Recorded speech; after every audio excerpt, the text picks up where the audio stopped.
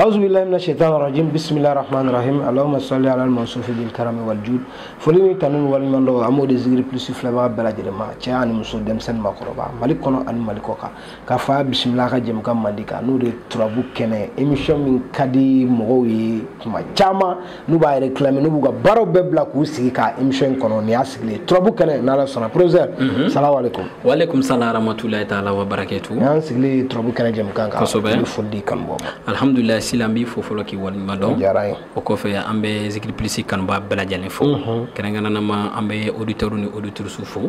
o ko fe anti senge anti nyina amban kan ba bela jalen fo o ko fe na do na turabu kene kono wati be ko serti nyina ka sabu nyuma ko wajibi ni ko joni ko na di ba fo ko sabu nyuma bi foli ta ka nyeshi kenanga nama bela du la la mini befu professeur be bela du dozo fo bi bela du ba manan fo o ko fe ntinyina bi do la dozo fo bi bani go dozo ko mu fo mali kono ani mali ko fe mama bolo be la turula so tan woro kamba be fo ka bela jeli wal mano ku balma ke nu denge an do rega kalani ndo ka professeur do professeur makan sisi alhamdulillah nala sona professeur bela jeli ful galam ni bulu wabe di irama nala sona manga bi trobu kana jam kana anye trob de minta fo ma ko siki musa kerangere ne ala iba surgunu baraminga arma dewu fanga barko ka burke arma dewu wasiga ceye garse hula alhamdulillah sila jarani ko sobe folo toujours anti sangi ambi fe mo ka do ko la turu sultan woro o trobu sultan woro la ni ala ji nani tasuma nani fi nani boy nani sila tisigi tenganza Allahu akbar professeur ko tisigi tenganza ni la turu doni koro bade adira nabi nyuma do manu e nabillahi idrissa namba wulu ko daniel o trobu la don bo ye la turu sigi ka kla tuki baraka la kosbe were kitabu do bala no ye manba ramuli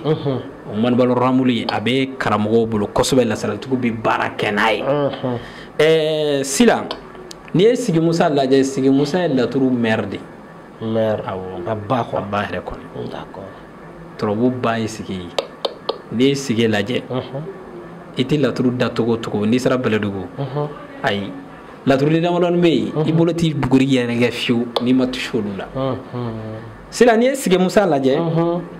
sigi musa ye gino geleman bay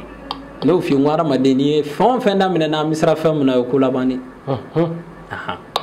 ima la turu sultan worna na sigi nana ko laban mine sila ko labani ko here chalo arama dinga jien fon fe mana damina ambi laban ni la jafa che ay ni so njol damina iska abna lama laban ni ga gele ko laban sigi musali don babba munu ye ko kala mako so le sigi nyini ko jugo folo ni sigi do fen na mono ni mbo iti hamiala mama sigi do ala ya ala madim bedima Allah ni sigi musa don ibi jimbe mine ni sigi musa do bi to maraka farafi maraka nazara maraka yaudiya bi jimbe mara Allah sigi musa di bisuko ke sigi musa semene barato do be sila ne kondana beladu karmo do indira na de Allah akbar sila ni kontana barato do be ni ya baraka semene ndo konoda ka semene ni ntuga blikuna asila eske ni commerce ay ga voyage jola Allah ma bi pani la volla na ga pani na volla de oichi Allah akbar oichi ndo sila me visa no fe nyoko be ga desa masro o sige musa kelimbadi Allah me bi alhamdulillah bi anga tambi mu nga sige musala o sige musa ne surugo nudi Allah akbar garjige ani jama sila ni chi danfa on naje bita soro danfa garjiga manini surugu yo surugu fenda manon me ni olu segere do bagana iti fenyina ko ay ibolu nyini wati be sira ni duga kungolo nafado ay abana Allah do kungolo ni ya do iti glo danfa shila dian do herebe Allah surugu no ni yo segere do fuka ti sa iti glo ara madina dian dongo do mo wusi wato go marché tanga bitigila wasoro be ga jama geni sila ka commerçant ka ala dil barake commerçant fa dabala bi ba e munikay sigi musa de baki ni sigi musa do anye pinani yere masila ni abara d'enfant jamani mokoti bafi Allah n'i y'a baara adamaden nafolo ti jɔ o sigi Musa bi ni Ala sɔnna a yɛrɛ ka bonya kama n bɛna maa damadɔni fana choisi o la maa 10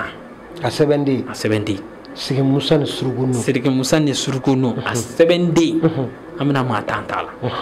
nka Sila tana bi sɛbɛn in na dɛ a y'o fɔ maaw ye fɔlɔ o fɔ ka fara a kan Sila n'i ye sɛbɛnden in baara i b'a don i ka bitigi kɔnɔ kana kota k'a kɔnɔ n'i ye kota k'a kɔnɔ dɔrɔn hali ka sɛbɛnden in jigin a tiɲɛna sɛbɛnden in mɔgɔ dɔ bɛ ɲininkali kɛ ko i sigi bɛ se ka sɛbɛn bila i kun ka yala i bɛ se ka sɛbɛn bila i kun ka yala maa o maa n'i mago bɛ nafolo ni jama la walima maa o maa i bɛ fɛ garijɛgɛ kana jɔ m'a fɔ i bɛ kɛ nafolotigi dɛ nka e kɔni wari kana ban poche kɔnɔ sigi b'a kɛ n sigira yɔrɔ o yɔrɔ n'i ye maa kelen mɔgɔ 5 walima mɔgɔ a dɔgɔyalen maa 8 ka kɛ n kɛrɛfɛ sigi de b'a kɛ ka taa maaw sɔrɔ commerce la bitigi kunna walima ka taa maaw ka bitigi sɔrɔ ka n'i ka bitigi dayɛlɛ tilengan deri fɛ ka tila ka jama gɛn ka maaw jigilen sɔrɔ yen sigi Musa ni Surugunu de b'a kɛ ni Ala sɔnna donc o kama an ye sɛbɛnden tan dilan a la tan i b'a dɔn professeur ka fɛn duman parce que sisan Surugunu ɲuman man jan n'an yɛrɛ b'a labɛn kɛ an b'an sara donsow la ni mun sɔrɔla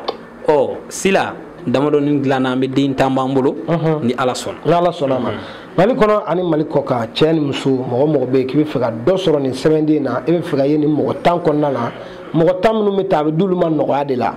donc kɔfɛ minnu bɛ weleli kɛ professeur ni bɛ bɛn a kan n'Ala sɔnna e fɛ ka y'a mɔgɔ 10 na garisɛgɛ ɲumantigi bɛ ji feere bada la n'i teliyara nɛgɛjuru siraw filɛ jaw ɲɛfɛ n'i y'o kɔngɔ dɔrɔn i ni professeur bɛ ɲɔgɔn sɔrɔ n'Ala sɔnna minnu bɛ Mali kɔ kan aw bɛ indicatif kɛ fɔlɔ 00223 77 18